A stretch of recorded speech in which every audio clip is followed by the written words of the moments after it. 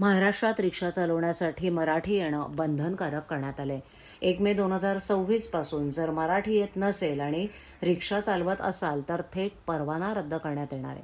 राज्याचे परिवहन मंत्री प्रताप सरनाईक यांनी याबाबत माहिती दिली. याआधी फक्त मीरा भाईंदरसाठी हा निर्णय घेतल्याचं बोललं जात होतं, पण आज प्रताप सरनाईक यांनी राज्यातील प्रत्येक रिक्षा चालकासाठी हा निर्णय असल्याचं त्यांनी सांगितलं.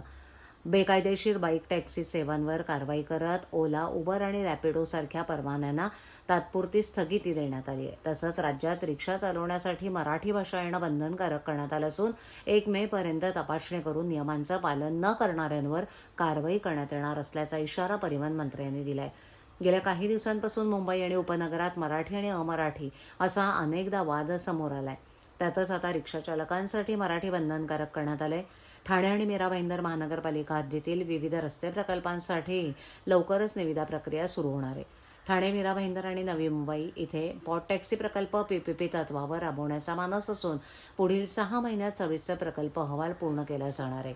तसंच पावसाळ्यापूर्वी घोडबंदर रोडवरील रुंदीकरणाची कामं पूर्ण करण्याचे निर्देश देण्यात आलेत. महावितरणच्या खांबांच्या स्थलांतरासाठी सुमारे 75 कोटी रुपयांची कामं पुढील महिन्यात पूर्ण करण्याचे आदेश देण्यात आलेत, असंही सरनाईक यांनी यावेळेला सांगितलं.